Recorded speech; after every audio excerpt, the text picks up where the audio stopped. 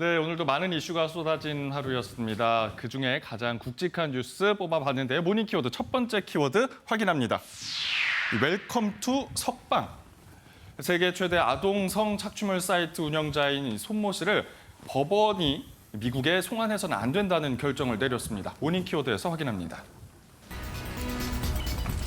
문제의 아동 성착취물 사이트 운영자가 석방됐습니다. 죄송하게 생각하고 있고 앞으로 처벌이 남아있는 것도 다하도록 하겠습니다. 정말 죄송합니다.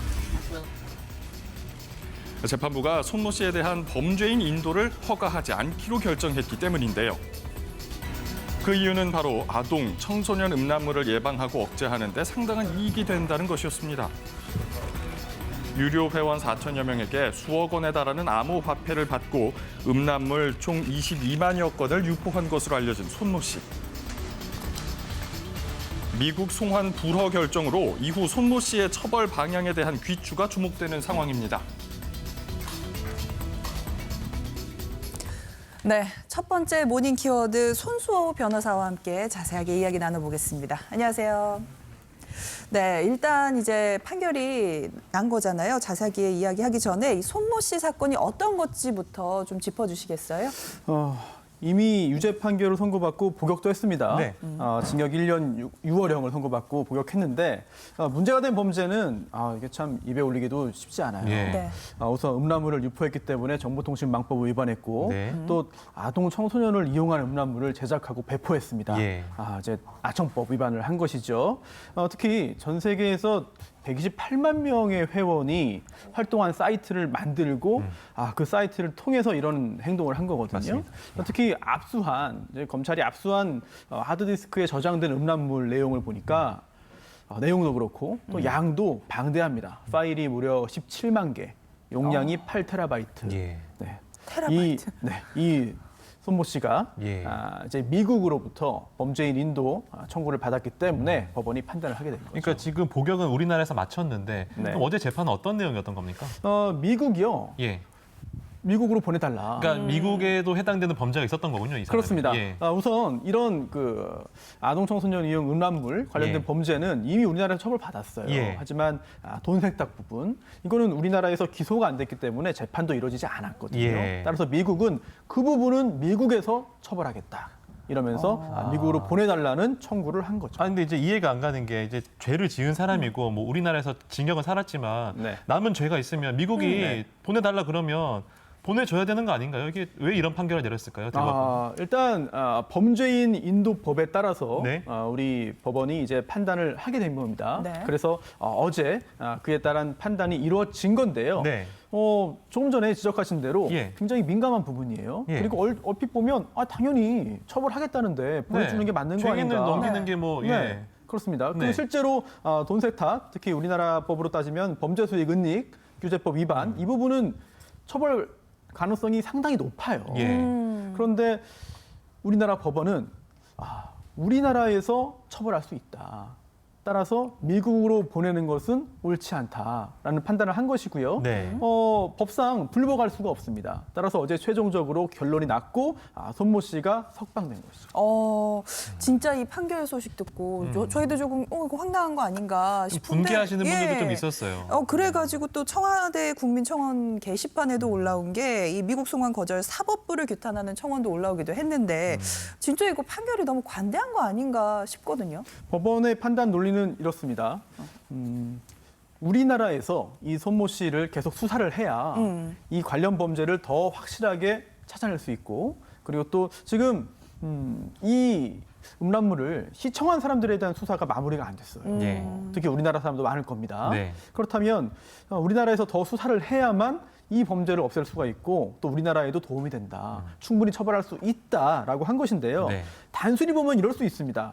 아니 우리나라에서 처벌 수위가 너무 낮다. 그런데 미국은 강하게 처벌한다는데 그렇죠. 그렇다면 미국으로 보내서 엄격한 처벌을 받도록 하는 것이 옳지 않은가라는 생각을 할 수도 있습니다. 네. 하지만 우리나라에서 우리나라 사람이 우리나라 사람들을 상대로 해서 범한 범죄를 지금 우리가 처벌할 수 있는 상황이거든요. 예. 그렇다면 우리나라가 먼저 처벌하는 것이 타당하다라는 판단을 법원이 내린 것이죠. 이게 이제 사람들이 엄벌에 처해지지 않으니까 이게 겨우 1년 6개월 살았기 때문에 네. 이런 불만들이 좀 있으신 것 같다는 생각이 듭니다. 이제 돈 세탁 부분 우리나라에서 기소해서 예. 또 처벌할 수 있으니까요. 예. 형량은 좀 더 늘어날 겁니다. 자, 계속해서 두 번째 키워드 감성규 아나운서 소개해 주세요. 네, 두 번째 키워드 바로 확인하겠습니다. 모닝 키워드 두 번째 키워드는요.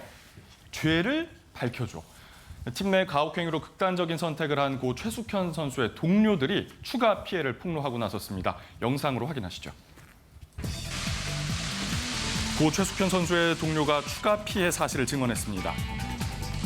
치료를 이유로 가슴과 허벅지를 만지는 등 성적 수치심을 느꼈습니다. 하지만 가해자로 지목된 감독과 선수들은 그 사실을 부인했는데요. 어릴 때부터 제가 재능 기부를 하면서 지도를 했던 애 제자입니다. 폭행, 폭언에 대해서는 전혀 무관하다는 말씀이시죠? 네. 재차 계속된 물음에도 사과조차 하지 않는 모습. 폭행을 하신 적이 있으세요, 없으세요? 없습니다. 그런 사실 없습니다. 뭐 사죄할 것도 그런 것도 없습니다. 이를 본 고 최숙현 선수의 동료들은 끝내 눈물을 터뜨렸습니다. 소명의 기회조차 저버린 그들. 결국 여러 진술과 증거를 판단으로 혐의 정도가 무거워 감독과 선수는 영구 제명됐는데요. 앞으로 검찰 수사를 통한 법적 처벌 가능성도 남아있는 상황입니다.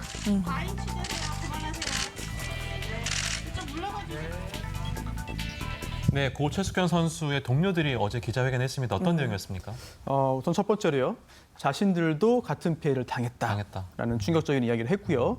즉 피해자가 더 있다는 얘기죠. 네. 또 두 번째, 감독과 주장이 폭행과 폭언을 주도했다는 주도했다. 이야기를 했습니다. 예.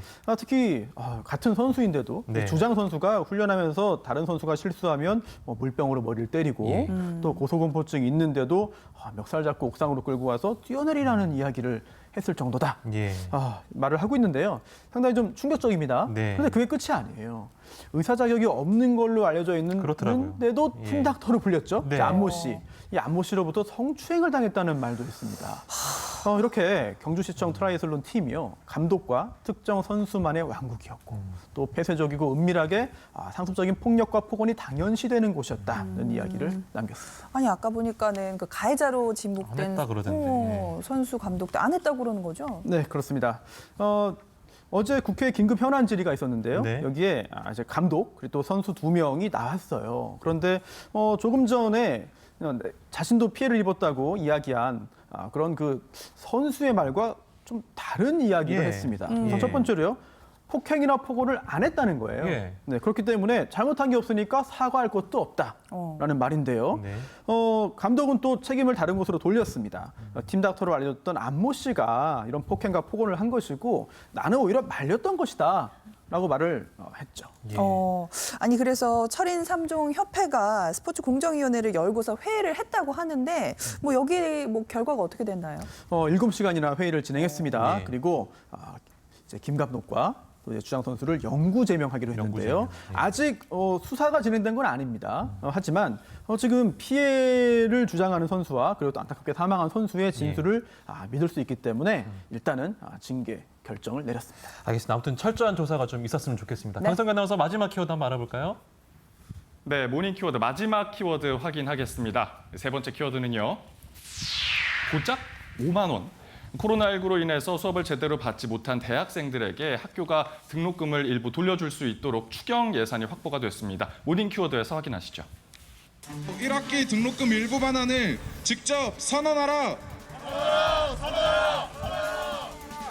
코로나19 확산으로 비대면 수업이 진행되면서 대학 등록금 반환 움직임이 있었는데요. 온라인 강의의 기술적 오류 및 수업의 질 하향 평준화가 가장 큰 문제라고 외치고 있습니다.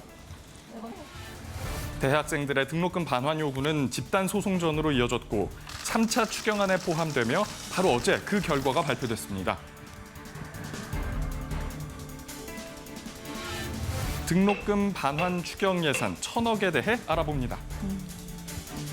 네, 이제 추경이 통과된 건데 결과가 어떻게 됐나요? 우선 뭐 온라인 강의의 뭐 질이나 뭐 이제 편의성, 안정성 등 때문에 학생들의 불만이 있죠. 네. 그렇죠. 그런 상황에서 정부가 학생들에게 등록금을 반환해 주는 건 아니에요. 직접 해주는 건 아닙니다. 네. 하지만 간접적으로 그런 효과가 생기는 건데요. 3차 추경 예산 가운데 1,000억 원을 대학 온라인 교육 강화 지원금으로 쓰겠다는 방침입니다. 네. 그런데 그렇게 하면서 이제 특별 장학금을 통해서 등록금을 일부 돌려주는 대학에 우선적으로 지원할 예정이라고 합니다. 우선적으로 지원하겠다 했는데 저희가 키워드가 고작 5만 원이었잖아요. 네, 네. 5만 원만 네. 오해가 있을 수 설마. 있으니까 예. 5만 원 네. 주려면 사실은 안 받죠. 학생들이 화가 나죠. 어떤 겁니까 이게 사실이? 5만 원으로 결정된 건 아니에요. 예. 그런데 단순 계산하면 그렇다는 겁니다. 왜냐하면 네. 이제 전국 대학생 네트워크가 계산한 건데요. 네.